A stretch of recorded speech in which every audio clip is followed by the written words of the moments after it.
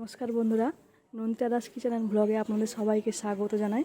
তো চলে এসেছি আবার একটি নতুন ভিডিও নিয়ে। দেখতেই পাচ্ছেন বন্ধুরা, এখানে কদুর লত আছে। তো আমি এই কদুর লত দিয়েই খুব সুন্দর রেসিপি তৈরি করে দেখাবো আপনাদের। তো আমি কদুর লতগুলোকে কেটে নেব। খুব সুন্দর কচি লাউয়ের ডগা, তো আমি কেটে নিচ্ছি।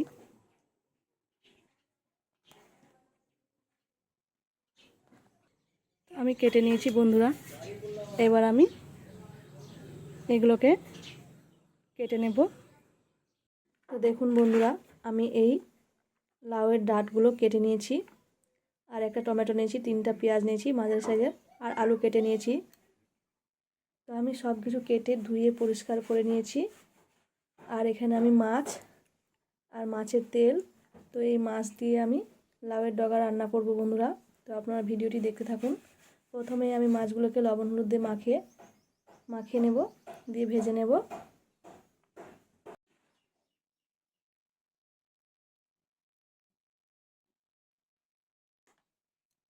লবণ হলুদ দিয়ে দিয়েছি, এবার এগুলোকে মাখিয়ে নেব।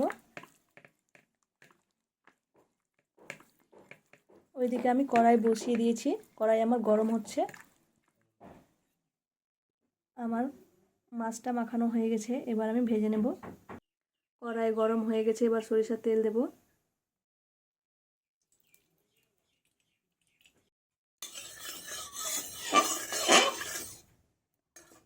এবার মাছগুলো আমি ছেড়ে দেব।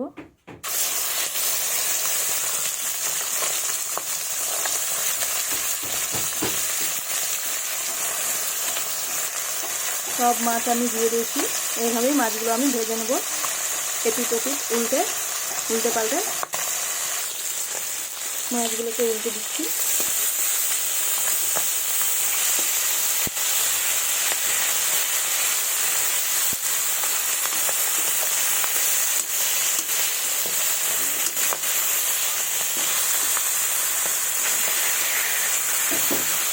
এই পিঠটাও আমি লাল লাল করে ভেজে নেব। মাছগুলো লাল লাল করে ভাজা হয়ে গেছে, এবার তুলে নেব। আমি আরেকটু তেল দিয়ে দিয়েছি, এবার দিয়ে দেবো পেঁয়াজ কুচি।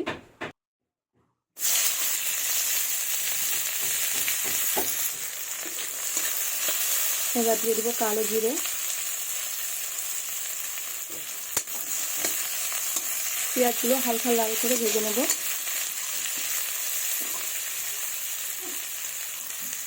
আমার হালকা লাল করে ভাজা হয়ে গেছে, এবার দিয়ে দেবো আলু।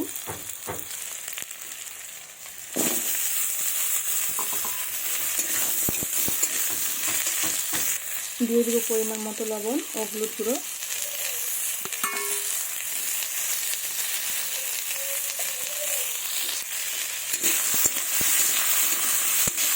নাড়াচাড়া করে নিচ্ছি।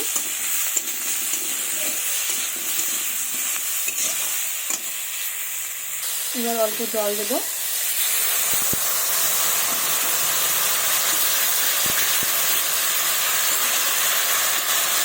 3 মিনিটের মতন, 3 থেকে 4 মিনিটের মতন এটাকে আমি ঢাকা দিয়ে রাখবো, তাহলে আলুগুলো ভালোভাবে সেদ্ধ হয়ে যাবে। তুলে নেব। এই দেখুন বন্ধুরা, আলুটা আমার আধা সেদ্ধ হয়ে গেছে। এবার দিয়ে দেবো লাউয়ের ডাঁটগুলো।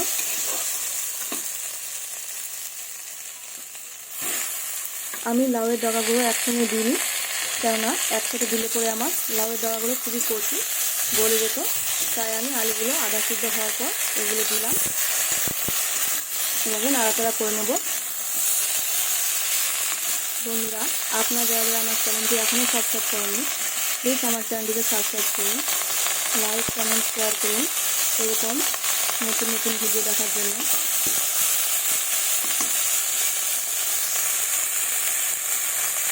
লাউর ডগা দেওয়ার পরে আমি আবারও 2 মিনিটের মতো এটাকে ঢেকে রাখবো। ঢাকাটা তুলে নিচ্ছি। এই দেখুন বন্ধুরা, লাউয়ের ডগা থেকে জল ছেড়ে দিয়েছে, এই দেখুন, আর অনেকটা নরমও হয়ে গেছে, মানে গলে গেছে অনেকটাই। এবার দিয়ে দেবো আমি মশলার মধ্যে আমি বেটে নিয়েছি শুকনো লঙ্কা বাটা, আদা বাটা, জিরে বাটা।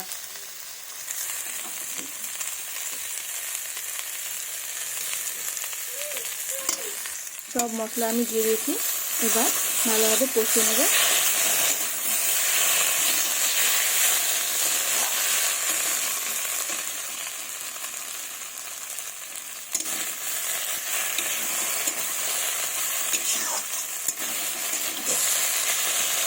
বন্ধুরা, আপনারা কিন্তু আমার পাশে থাকবেন, কারণ আপনাদের ভালোবাসা আমার খুবই খুবই প্রয়োজন।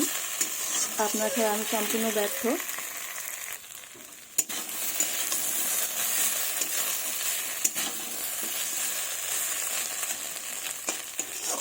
এবার আমি দিয়ে দিব টমেটো কুচি।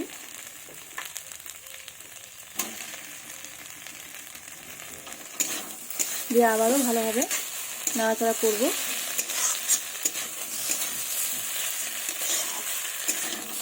লাউয়ের ডগা দিয়ে মাছ খেতে কিন্তু খুব সুন্দর হয় বন্ধুরা, খুবই টেস্টি হয়।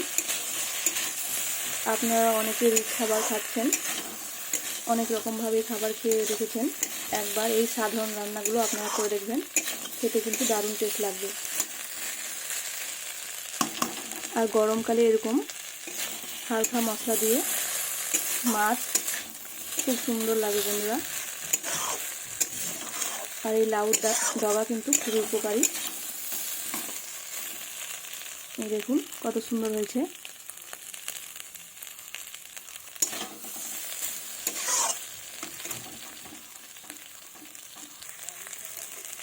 আমি আবারও বলছি বন্ধুরা, রিচ খাবার আপনারা সম্পূর্ণভাবে অ্যাভয়েড করুন।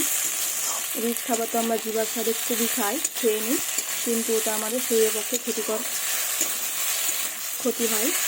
এখন আমরা বুঝতে পারি না, কিন্তু পরে আমাদের একটু বয়স বেশি হলে তখন সেটা আমরা বুঝতে পারি যে রিচ খাওয়া কতটা ক্ষতিকর।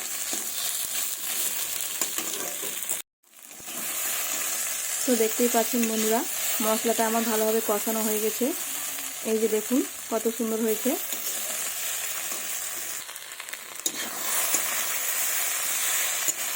তো এবার আমি দিয়ে দিব জল।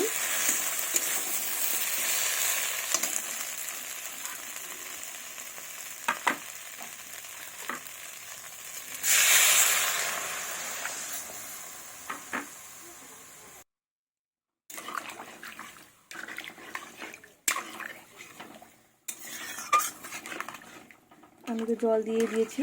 এবার এটাকে আমি ভালোভাবে ফুটতে দেব।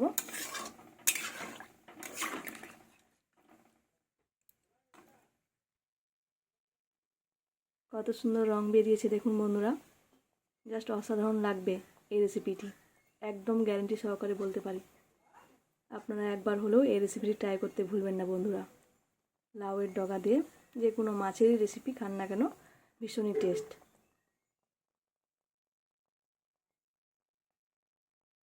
বন্ধুরা, ঝোলটা কিন্তু আমার টকবক করে ফুটে গেছে।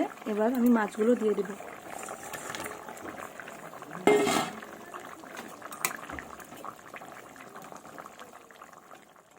কিছুক্ষণ হতে দেবো এভাবেই।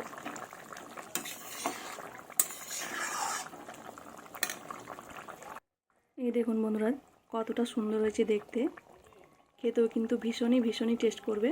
আমি আবারও বলছি বন্ধুরা, এখন গরমকাল পড়েছে, এই রেসিপিটি একবার হলেও ট্রাই করতে ভুলবেন না।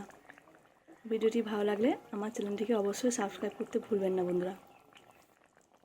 তো আমার ভিডিওটি এখানেই শেষ হচ্ছে, দেখা হবে পরবর্তী ভিডিওতে। ধন্যবাদ সবাইকে।